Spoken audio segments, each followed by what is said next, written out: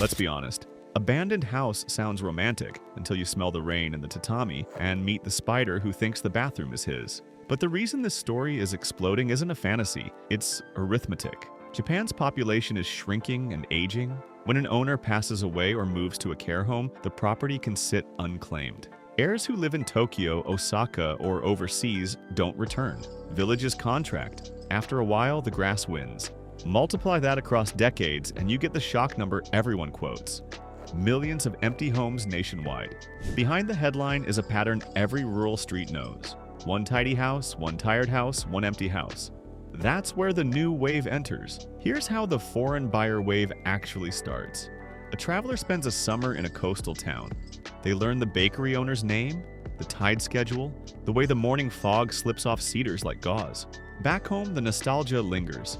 One night, a rabbit hole, Akiya for sale. They find listings that seem unreal. Traditional wooden houses with tile roofs priced like used cars, plus municipal Akiya banks, where towns list properties they want occupied again. There are catches. Some 1 yen headline houses are shells that will cost real money to make safe. Others include back taxes, boundary quirks, or shared access paths. Still, for the right buyer with patience, the doors open. What does an Akiya feel like when you first walk in? Cool, dust sweet. The air holds a faint memory of miso soup and kerosene heaters. The tatami mats may be soft at the edges where rain snuck in. The shoji screens wear a few honest tears. Then your eyes adjust and the beauty wakes up. Cedar beams blacken to a chocolate sheen. A tokonoma alcove designed to stage a single flower. Shoji light that turns room corners into fog. If you come from steel and drywall, this is time travel. A house that breathes. Foreign buyers fall into a few tribes. The first are the romantics with tool belts, the doers. They learn words like daikusan, carpenter, and keibe, wall, and fall asleep watching videos about replacing tatami, rebuilding ingawa verandas, and repairing clay walls with earth from the property itself. Their weekends turn into plaster festivals.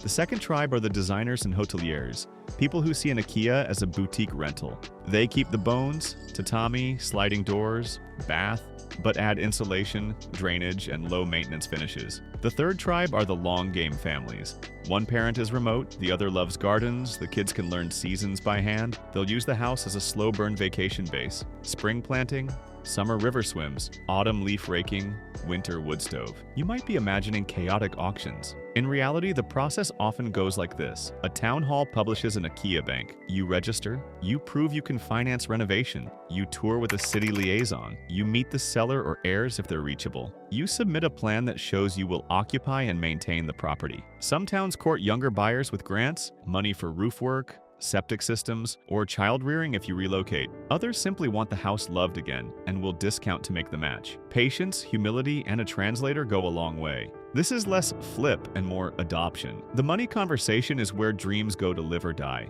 Yes, purchase prices can be low, sometimes the price of a mid-range camera. But the parts you don't see from the glossy listing matter most. Roof integrity, foundation rot, plumbing, electrics, termites, and the cost of disposing of years of belongings. In rural Japan, industrial waste fees, asbestos checks, and septic upgrades are real numbers. The water source might be municipal, a shared spring, or a personal well. Each comes with rules and costs. The smartest buyers do two things. They over-budget for structure and systems, and they start with water, roofs, gutters, drainage, so every other repair stays repaired. Why are foreigners good at this? Because they bring fresh eyes and a vacation cadence. If you aren't trying to commute every day, small town distances and slower trains aren't a headache. They're part of the charm. If your timeline is seasonal, you can phase work without panic. Roof this year, kitchen next, garden the year after. And because you likely intend to rent part-time, you'll invest in comfort features that lift the whole market. Proper heating and cooling, good mattresses, clean-lined bathrooms, kitchens people actually cook in. That combination, old soul, modern comfort, becomes the signature of a successful Akiya revival. Let's talk design, because this is where watch time spikes. The best renovations don't hide old bones, they frame them. Keep tatami but dry and replace the soft panels. Keep the shoji rhythm but swap fragile paper for laminated film that survives pets and late-night elbows. Insulate roof and floor, then celebrate the rafters instead of boxing them in. Replace kerosene with heat pumps. Turn a cramped corner kitchen into a long hinoki counter facing the garden. Bathrooms. a deep ofuro tub, real ventilation, on-demand hot water. Light is the luxury. Widen a window to the courtyard, add a skylight over the stair, use washi shades for glow not glare, and keep the palette simple. Cedar, paper, stone, linen, old soul, modern comfort, low maintenance. How do villagers feel about foreign owners? Cautious at first, then curious, then, if you show up with humility, delighted. The rituals are small and powerful. Greet the neighborhood leader, learn the burnable trash day, stand in the morning street cleanup once a month, bring mandarins from the market at New Year and say "Otsukare-sama desu" to anyone hosing a sidewalk. Hire local trades. Ask the carpenter to teach you how to oil a beam. Share the before and after photos at the town hall board. These gestures say something essential. You didn't buy a backdrop. You joined a place. There's a deeper reason this movement feels sticky on YouTube. It's a story about repair. For decades, the global conversation about housing has been priced in square meters and IEROI. The Akiya narrative adds other returns. Light, history, neighborly waves, the pleasure of making tea in a room your hands brought back. That's not naive, it's a different metric. When a viewer watches an old lintel scrubbed clean, they're watching time travel through work. When they hear rain on a tile roof you saved, they're hearing value that doesn't fit in a spreadsheet. Here are 5 retention-friendly truths you can build chapters around without breaking the spell. 1. There are far more empty houses than there are buyers with stamina. That means choice, but also responsibility. 2. The cheapest-looking listing is rarely the best deal. The mid-priced house with a good roof and intact structure is the true bargain. 3. Villages are ecosystems. A thriving cafe and an open elementary school signal momentum you can join. 4. Beauty hides in function. Fix the drains and the house smells like cedar. Fix ventilation and the clay walls stop shedding. 5. You don't have to do everything at once. A livable shell with one perfect room keeps motivation alive while you take the rest in phases. Let's imagine the first year you buy in spring. The house is tired but straight. You clear the yard, harvest a mountain of leaves, and find the garden path. Summer, you tackle water.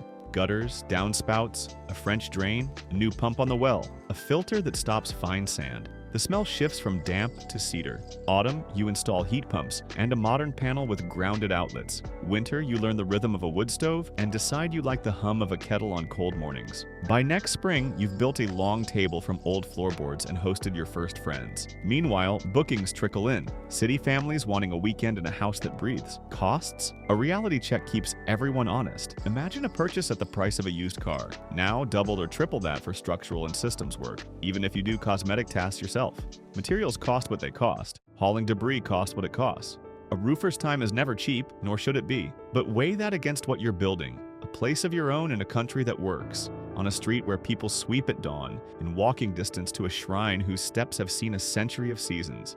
That is value, even before the rental calendar fills. Will this trend last? Yes, with evolution. The first wave grabbed houses that were simple wins. The next wave will take on trickier properties with creative reuse. Shared ateliers, micro-inns, artist residencies, community saunas, and renovated bath sheds. Municipalities will get savvier about matchmaking and permitting. Tool libraries and fix-it collectives will form. The best videos will move beyond before and after to who we met because of this house. Because that's the secret. An Akiya is never just a building, it's a conversation starter that keeps introducing you to the place you chose. Potential pitfalls? A few that don't fit in thumbnails. Boundary lines in old villages can be folk history. Verify before you build a fence. Septic and gray water rules vary. Modernize to the strictest local standard and sleep well. Winters bite in timber houses. Insulate floors and ceiling first, then walls if the budget allows. Earthquakes are part of life. Tie the roof, brace where the engineer points, keep heavy things low, and remember humidity. Ventilate crawl spaces, plant shade, and let the house breathe. The goal is not to make an Akiya into a sealed box. It's to help it do what it was always meant to do. Shed water, ride seasons, and host humans comfortably. Why vacation houses, specifically? Because they fit the rhythm of rural Japan. Many towns bloom on weekends and holidays. Farm stands open, rivers fill with children, fireworks lace the sky. A vacation house slots into that pulse. It brings guests and small purchases to the local economy without demanding weekday infrastructure. For foreigners with flexible calendars, it's the perfect cadence: use, rest, repair, repeat. And for viewers, it's aspirational without being impossible. Less move across the world forever. More give a good house another century. There's a cultural grace note here worth saying out loud. Akiya aren't free. They come with stories, birthdays, altars, marks on a doorframe from a child's height. When you arrive as a foreigner, you can honor that simply. Keep one beam unpainted, one plate repaired with gold, one camellia in the garden. Learn the names of the winds, sweep your bit of road, say good morning. The house will teach you the rest. Let's close with the image we started with.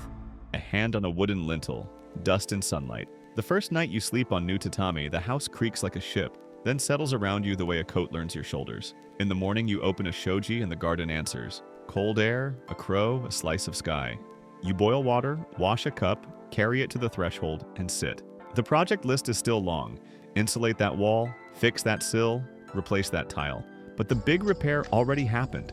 An empty space became a lived space again. That's a miracle you can hear in the kettle and see in the way the lane looks a little brighter when you set out the broom. And if you're listening, the house is saying what it always wanted to say. Welcome back.